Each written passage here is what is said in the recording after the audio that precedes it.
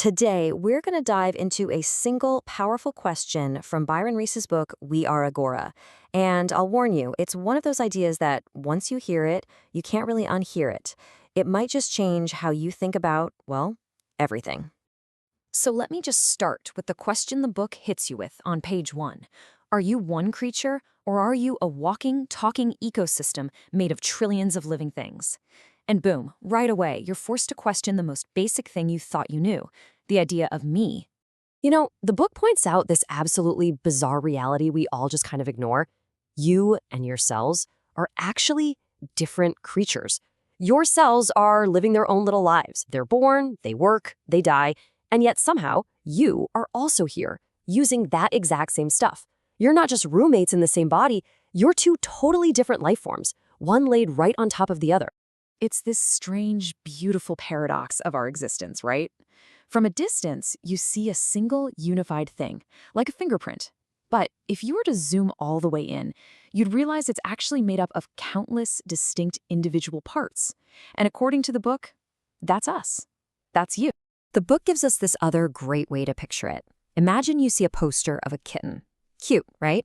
But then you get closer, and you realize the whole thing is a mosaic. It's actually made of thousands of tiny, individual photos of other kittens. Life, the book argues, is just like that. It's a nested system, with different forms of life existing at totally different scales. So, okay, if life is nested like this, how do all the smaller parts combine to create something bigger, something new? Well, the book explains this whole process using a really cool concept from biology. It's called the superorganism. To put it simply, a superorganism is when a whole group of individuals starts acting like a single creature. But here's the really crucial part. This new, bigger creature can do things that none of its individual parts could ever do on their own. These are what we call emergent properties. And nature gives us the perfect example. Think about a single bee. It's just an insect. On its own, it can't regulate its body temperature at all, but you get enough of them together and you have the hive. And the hive as a collective can maintain a perfectly constant temperature, almost like it's a single warm-blooded animal. That right there, that ability, that's the magic trick. It's a power that emerges from the group. And you see these same hallmarks all over the natural world. It's not just bees. In ant colonies, you've got this intense specialization of roles. There's this massive amount of peer-to-peer communication going on. And out of all that comes this incredible collective intelligence that lets them do amazing things, like building these giant, complex, climate-controlled mounds. And here is the absolute key to the whole thing. The individual parts don't need to be geniuses. The book calls them tiny automatons. A bee doing its famous, complex waggle dance. It isn't consciously thinking through the trigonometry of it all. It's just running a program. The real intelligence isn't in the bee, it's in the hive. Okay, so we've seen the blueprint in insects. Now, the book takes that exact same idea and applies it to the biggest scale imaginable. All of us. All of humanity. And here it is. This is the big one. The book's central claim is that all of us, together, are becoming a single, interconnected global entity, a brand new kind of creature on this planet. And the author gives it a name, Agora. So how in the world did we get here? Well, it all started with specialization.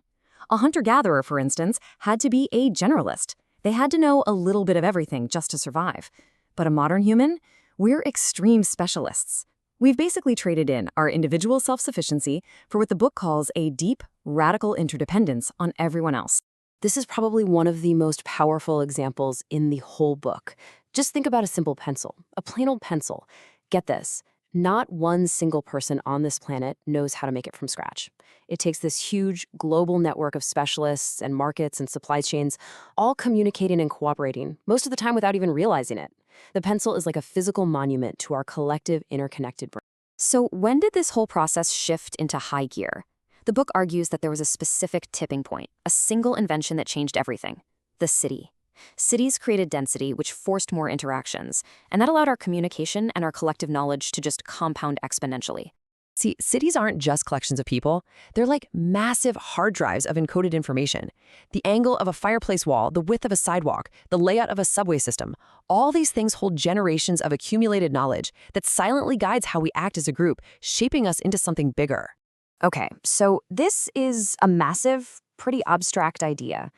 But so what? what does any of this actually mean for you and me today? Why does it matter if we think of humanity as a giant superorganism?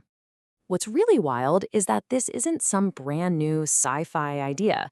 2,000 years ago, the Roman Emperor Marcus Aurelius was saying something incredibly similar. He basically said, look, we were born to cooperate, to work together, like feet and hands and eyelids.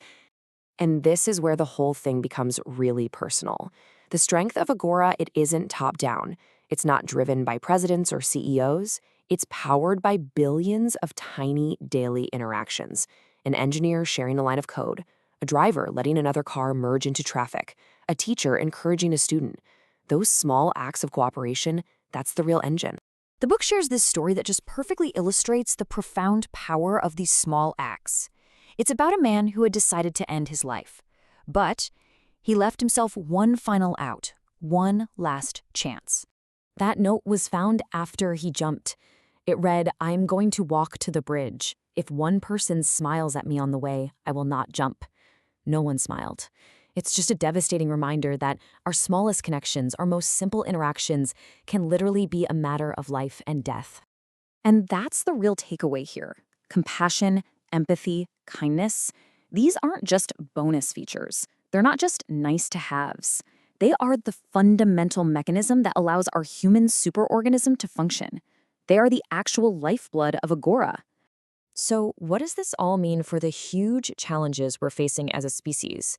Well, the book tells the story about a plane crash in the Andes. When the survivors learned that the search for them had been called off, one of them famously said, "That's good news."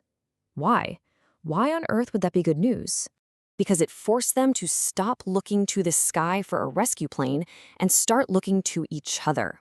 The message for humanity is exactly the same. No one is coming to save us from our problems. And that, the book argues, is good news, because it means we have to save ourselves.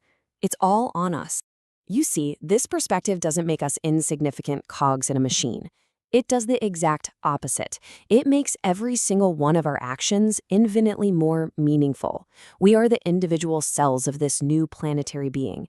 We are literally building our shared future with every interaction. So the final question the book leaves us with isn't just, will it be a good day?